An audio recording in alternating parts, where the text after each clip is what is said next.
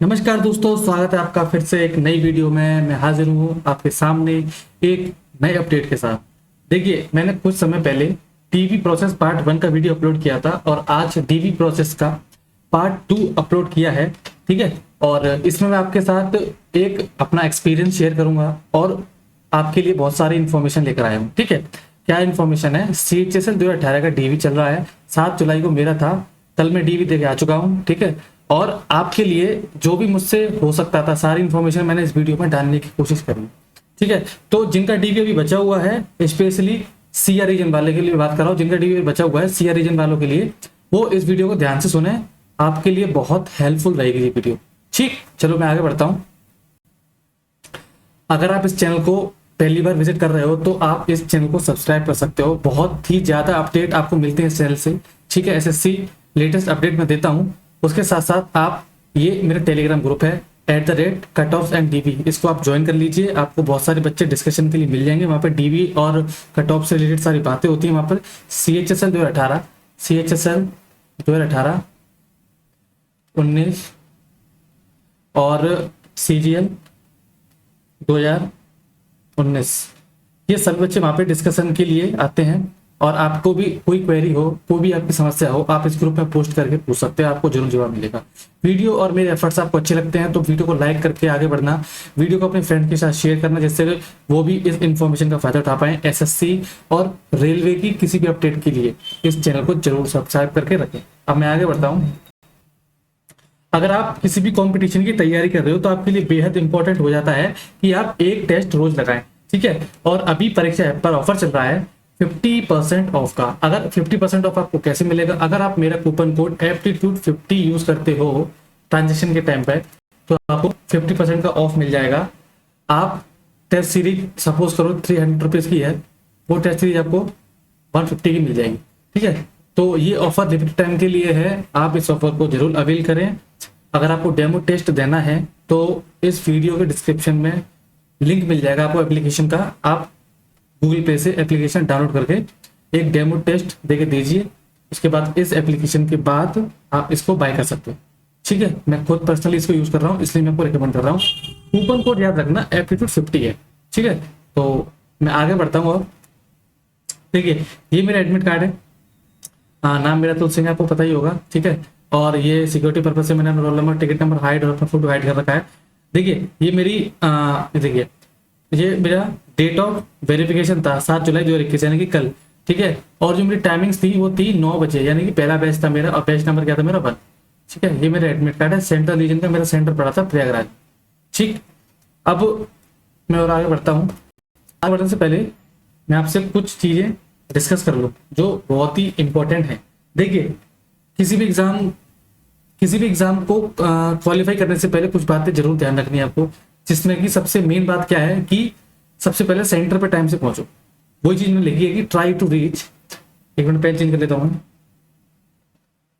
हाँ, try to reach on, अच्छा, try to reach on reporting time, मतलब जो रिपोर्टिंग टाइम तुम्हारे एडमिट कार्ड पे लिखा हुआ है उस टाइम पर सेंटर पर पहुंचने की कोशिश करें। अगर आप ऐसा नहीं कर पाते हैं तो वो आपके लिए प्रॉब्लम क्रिएट कर सकते हैं। कौन? एसएससी वाले, वो आपको भगा भी सकते हैं वहां से। ठीक है, कोशिश करो कि टाइम से पहले पहुंच जाओ अपने सेंटर पर। अच्छा, अब वहां पर क्या हो रहा था, जैसे मेरा 6 बजे का बैच, 9 बजे का बैच था। ठीक है, 9 बजे का बैच था, तो हम 9 बजे हमने एंट्री ले ली थी। ठीक है, 9 बजे हमने एंट्री ले ली थी अंदर। उसके बाद उन्होंने क्या किया कि सभी बच्चों को आई थिंक एक बैच में 120 बच्चे थे। ठीक है, तो सभी बच्चों को उन्होंने क्या किया, 6 ब्लॉक में डिवाइड कर दिया। देखिए, यहाँ पे लिखा हुआ ना 6 ब्लॉक में, 120 बच्चों को उन्होंने 6 ब्लॉक में डिवाइड कर दिया, यानी कि 120 डिवाइडेड बाई 6 इक्वल टू 20। एक ब्लॉक में 20 बच्चे थे। ठीक है, एक ब्लॉक में 20 बच्चे को उन्होंने बुलाया था। ठीक है, और उन्होंने कैसे बुलाया था? ये सभी बच्चे को वो बुला रहे थे टिकट नंबर के हिसाब से। जो हमारा टिकट नंबर था, एडमिट कार्ड पे लिखा था टिकट नंबर, उसके हिसाब से बुला रहे थे। टिकट नंबर के अकॉर्डिंग उन्होंने बुलाया था। 6 ब्लॉक को एक बार में लेके जाते थे अंदर। ठीक है, उसके बाद क्या होता था, जैसे वो अंदर लेके जाते थे, अब वो अलग अलग रूम में 20-20 बच्चों को बैठा दिया जाता था और एसएससी ऑफिशियल वहां पे 20-20 बच्चों को हैंडल करते थे। मतलब उनका डीवी का प्रोसेस आगे बढ़ाते थे। ठीक है, उसके बाद क्या बातें हैं कि क्या कराइए, try to fill your post preferences before actual DV start. अच्छा, कुछ बच्चे क्या करते हैं कि वहीं पर जाकर पोस्ट प्रेफरेंस फॉर्म भरने लग जाते हैं उनके एसएससी ऑफिशियल्स के सामने, तो वो क्या करते हैं, वो डांटते हैं। तो आपको ऐसा नहीं करना है, आपको सबसे पहले अपना प्रेफरेंस फॉर्म घर से भर के ले जाना है। कोशिश करो घर से भर लो, अगर घर से भी नहीं भर पाते हो तो वहाँ पे जो आपको पहुंचने के बाद जो टाइम मिलता है अंदर एंट्री लेने से पहले ही भर लो आप, ठीक है। अगर आप ऐसा भी नहीं कर पाते हो तब भी आपके पास एक मौका रहता है कि सपोज करो कि आपसे पहले किसी बच्चे का डीवी हो रहा है, आप उससे पहले फॉर्म भर सकते हो, लेकिन उसमें रिस्क है कहीं आपके पहले आ गया तो क्या करोगे, इसलिए कोशिश करो कि घर से भर के लेके जाओ, ठीक है। And you must do self attestation of your xerox documents before DV start. देखिए, जितने भी डॉक्यूमेंट उन्होंने मांगे हैं उनका एक जेरोक्स सेट बनवा रहे हैं वो आपको डीवी की डेट के साथ, आपको डीवी की जो डेट होगी उस डेट के अकॉर्डिंग वो डेट डाल के आपको अपने सिग्नेचर करने हैं वहां पे, ठीक है। ये होता है सेल्फ अटेस्टेशन, आपको ये करना है और एक सेट बनाना है। अब किस कौन कौन से डॉक्यूमेंट्स लगेंगे वो मैं आपको भी आगे बताता हूं। देखिए, first they are doing document verification. अच्छा, सबसे पहले वो डॉक्यूमेंट वेरिफिकेशन करेंगे आपका, यानी कि आपके डॉक्यूमेंट चेक करेंगे, ओरिजिनल और जेरॉक्स दोनों, ठीक है। जेरॉक्स सेट वो अपने पास रख लेते हैं और ओरिजिनल को चेक करते हैं, ठीक है। After this you will be called for post preferences. DV check करने के बाद वो आपको दोबारा भेज देंगे, आपको अपनी सीट पे बैठ जाएंगे पहले जाके डीवी के बाद। उसके बाद जब सब बच्चों की फाइल बन जाएगी, डोजियर बन जाएगा, उसके बाद फिर डीवी के लिए बुलाएंगे वो, ठीक है। उसके लिए वो डीवी के लिए सॉरी प्रेफरेंसेस के बुलाएंगे, ठीक है। During filling your preferences they will ask about your highest qualification. अच्छा, कुछ बच्चे पूछते हैं कि हाईएस्ट क्वालिफिकेशन पूछेंगे नहीं पूछेंगे, वो तब पूछते हैं जब आप अपने प्रेफरेंसेस उनको बता रहे होंगे। मतलब उस प्रेफरेंस के बाद जितनी भी डिटेल्स वो आपसे पूछते हैं उसी टाइम वो आपसे ये भी पूछते हैं कि आपकी हाईएस्ट क्वालिफिकेशन क्या है, तो आपको तभी बतानी है, उससे पहले वो नहीं पूछते हैं, ठीक है। इसके बाद क्या है कि there is no necessity to carry documents of your graduation and of any other. अच्छा, वो केवल पूछेंगे आपसे हाईएस्ट क्वालिफिकेशन के बारे में, आपको जरूरी नहीं है कि उसके डॉक्यूमेंट्स आपको लेके जाने हैं, तो ऐसा जरूरी नहीं है आपको डॉक्यूमेंट्स नहीं लेके जाना है। अगर आपकी मर्जी है तो भेज सकते हैं, वैसे मैंडेटरी नहीं है। ग्रेजुएशन के डॉक्यूमेंट नहीं लेके जाना है आपको, केवल 12th स्टैंडर्ड तक के ही डॉक्यूमेंट लेके जाने हैं। आपको क्या क्या है आगे देखते हैं। देखिए, आपको लेके क्या जाना है, this will be your order of documents only for CR reason. अच्छा, देखिए, हो सकता है कि सभी रीजन में भी ऐसा हो, लेकिन मैं अभी केवल सीआर रीजन के बारे में बात करूंगा क्योंकि मैं खुद करा के आया हूं, तो मुझे खुद वहां का पता है। अदर रीजन का आप किसी और से पता कर लीजिएगा। जो ऑर्डर है, डॉक्यूमेंट्स आपको कैसे लगाने, इस तरीके से लगाने हैं कि सबसे पहले आपको एक डिक्लेरेशन फॉर्म मिलेगा। डिक्लेरेशन फॉर्म में आपको क्या करना है कि हिंदी और इंग्लिश में आपको कुछ पैराग्राफ, एक दो पैराग्राफ मिलेंगे, एक हिंदी का मिलेगा, एक इंग्लिश का मिलेगा। आपको अपनी रनिंग हैंडराइटिंग में, ठीक है,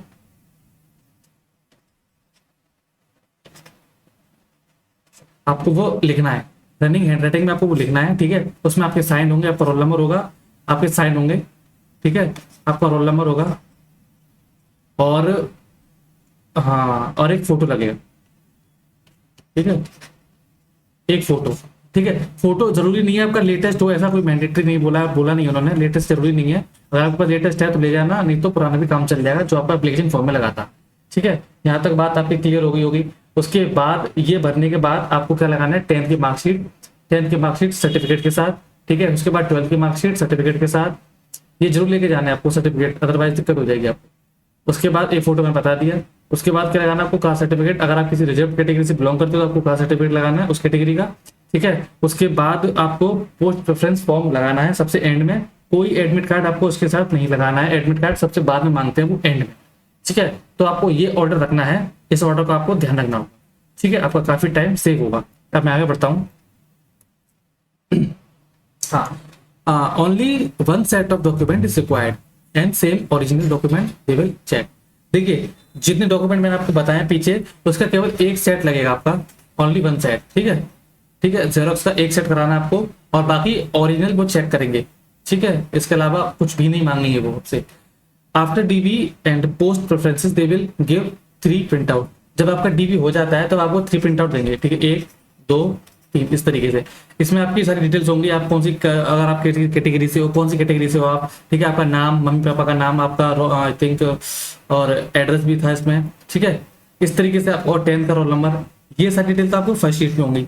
सेकंड शीट में क्या होगा, जब आप फॉर्म भरते हो तो उसमें बहुत सारे कोटा आते हैं, जैसे कि आप मतलब आप सेंट्रल गवर्नमेंट एम्प्लॉय पहले थे या अभी हो या नहीं हो, एनओसी के बारे में, ठीक है। और क्या आप स्वतंत्रता सेनानी हो, इस तरीके की, क्या आप मतलब डिफरेंटली एबल, आपके पास कोई सर्टिफिकेट है, इस तरीके की इन्फॉर्मेशन इसके अंदर होगा।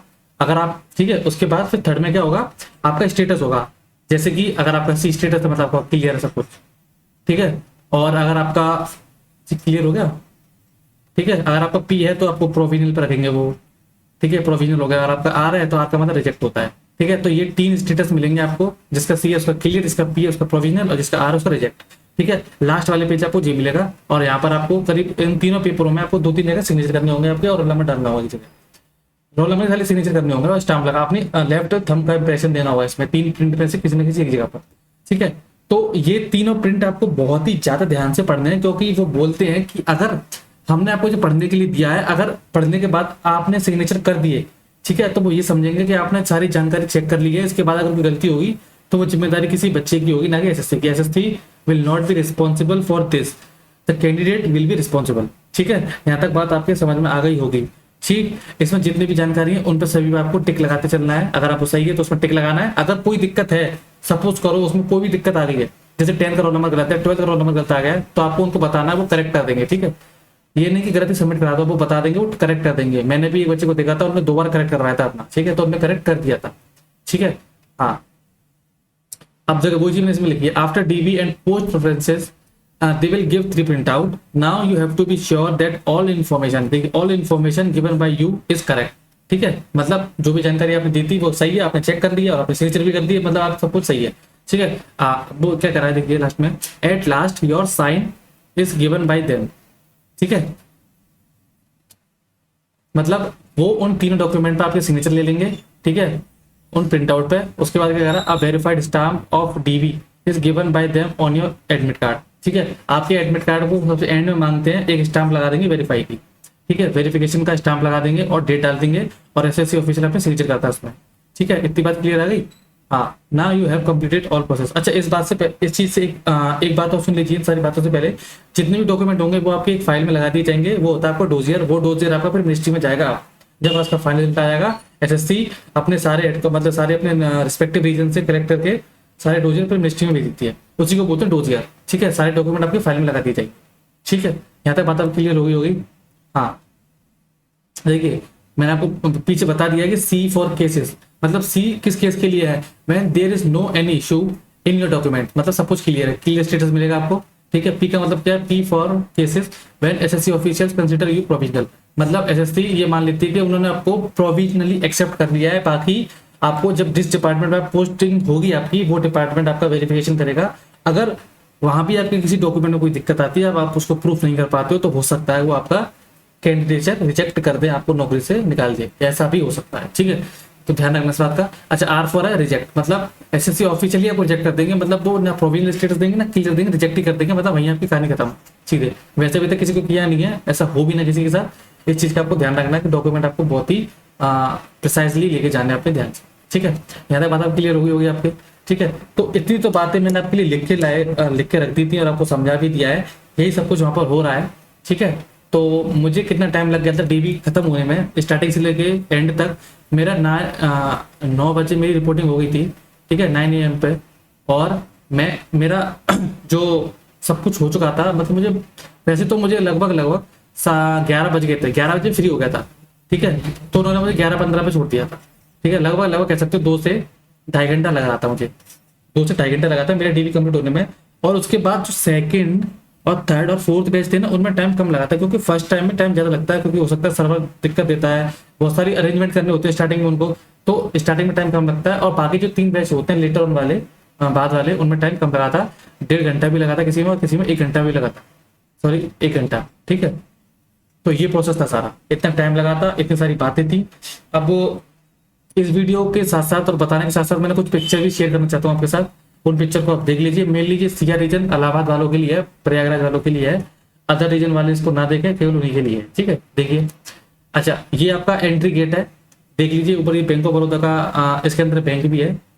ये एसएससी का एक मतलब सेंटर बना रखा है, उसी का सेंटर है, सारे काम यहीं पर होते हैं, स्किल टेस्ट भी यहीं पर होता है हर बार, ठीक है। 3-4 बार से तो मैं भी करा रहा हूँ, इसलिए बता रहा हूँ मैं आपको। देखिए, Shri Ganesh college of IT and management, ये आपका एंट्री गेट है, इस तरीके का एंट्री गेट मिलेगा आपको, ठीक है। ये ऑन रोड पर, ये यहाँ पर रोड है, इस तरह का रोड मिलेगा आपको, ये लखनऊ रोड है, और ये आपका एंट्री गेट है, ठीक है। इसके बाद ये फिर एंट्री गेट खुलने के बाद इस तरह की एंट्री मिलेगी आपको, इस तरह की यहाँ पे एंट्री है, ठीक है। यहाँ पर जाने के बाद आपको एक सीढ़ी मिलेगी, सीढ़ी से चढ़ते हैं ऊपर, यहाँ पर एक हॉल मिलेगा बहुत बड़ा, ठीक है। वो एक तरीके से कह सकते हैं वेटिंग हॉल है, यहाँ पे सारे बच्चों को वेट करना होता है, ठीक है। उसके बाद वेट करने के बाद एसएससी ऑफिशियल की तरफ से रिस्पेक्टिवली सीट लेकर आता है, ठीक है। एक कोई भी वॉचमैन होता है या फिर कोई भी सिक्योरिटी गार्ड होता है, वो सीट लेकर आता है, वो नेम अनाउंस करता है। नेम अनाउंस नहीं करता है वो, आई थिंक नहीं, नेम नहीं अनाउंस करता है, टिकट नंबर के अकॉर्डिंग, हाँ टिकट के अकॉर्डिंग, टिकट नंबर के अकॉर्डिंग वो आपको बुलाता है, ठीक है, ठीक है। और 6 ब्लॉक में आपको डिवाइड कर देता है, मैंने आपको पहले बता दिया है। फिर आपको यहाँ से नीचे उतर के द्वारा इस रोड से, मतलब इसी के बगल में पीछे से जाना पड़ता है। पीछे में जाने के बाद बेसमेंट में एसएससी का ऑफिस है, ये कॉलेज है जहाँ पर आपका डीवी स्टार्ट होता है एक्चुअल, ठीक है। तो ये सारा प्रोसेस होता है। इतने सारे बातें मैंने आपके साथ शेयर कर दी। अब कुछ और पिक्चर है मेरे पास, देखिए ये इस वीडियो से रिलेटेड नहीं, बिल्कुल हटके है। जैसे ही आपका डीवी खत्म होता है तो आपको भूख भी लगेगी, ठीक है। तो आप जैसे ही सेंटर से बाहर निकलोगे, रोड क्रॉस करोगे, इसके अपोजिट साइड में थोड़ा सा मुश्किल से 15-20 मीटर चलकर लेफ्ट हैंड पर, मतलब अपोजिट साइड पर लेफ्ट हैंड पर ये आरपी रेस्टोरेंट पड़ेगा। मैंने यहाँ पर खाना खाया था, आप यहाँ पर खाना खा सकते हो, आपकी मर्जी है, ठीक है। 150 से 200 रुपये में आपको पेट भर जाएगा अच्छी तरीके से, बहुत बढ़िया खाना था, ठीक है। मैं कोई इसका मतलब प्रमोट नहीं कर रहा हूँ, मैं जस्ट ऐसे बता रहा हूँ, क्योंकि आसपास के एरिया में आपको इतना अच्छा रेस्टोरेंट नहीं मिलेगा, कम से कम 4 से 5 किलोमीटर के एरिया, ठीक है। इसलिए मैं आपको बता रहा हूँ, आप खा सकते हैं। तो इस वीडियो में इतना ही, आशा करता हूँ और उम्मीद भी करता हूँ कि आपको मेरे द्वारा दी गई सारी जानकारी समझ में आ गई होगी, स्पेशली सीआर इलाहाबाद रीजन वालों को, ठीक है। तो उनके लिए तो ये जानकारी मतलब एकदम रामबाण बूटी है, क्योंकि आप वहां पे जाके सारी दिक्कत करने लगोगे, जो दिक्कत आपको नहीं करनी मैंने बताई है, तो आपको हो सकता है दिक्कत हो जाए वास्तव में। तो इस वीडियो को ध्यान से देख लो, सारी बात सारी जेन्युइन है, ठीक है। कोई फेक इन्फॉर्मेशन नहीं दे रहा मैं आपको। डीवी मैंने आपको दिखाई दिया है, वो अपना एटीएम कार्ड मैंने आपको दिखाई दिया है, ठीक है। तो मेरी बातों पर आप रिलाई कर सकते हो। तो मिलते हैं फिर नेक्स्ट वीडियो में, डीवी प्रोसेस 1। इस वीडियो के डिस्क्रिप्शन में लिंक दे दूंगा मैं, या फिर आई कार्ड में जाके देख सकते हो इस वीडियो के, ठीक है। और एक चीज और, चैनल को भाई जिसने सब्सक्राइब नहीं किया है प्लीज सब्सक्राइब कर दो, मैं आपके हाथ जोड़ दूं क्या, प्लीज सब्सक्राइब कर दो, प्लीज सब्सक्राइब कर दो, ठीक है। देख देख के चले जाते हो, ठीक है। व्यूज तो आ रहे हैं लेकिन सब्सक्राइब नहीं हो रहा है कोई, ठीक है। तो सब्सक्राइब करते हैं, रिक्वेस्ट है आपकी, ठीक है। आपके भाई का चैनल, बहुत इन्फॉर्मेशन देता हूँ मैं आपको। चलो फिर नेक्स्ट वीडियो में, तब तक के लिए धन्यवाद, bye bye, tata, session dismissed.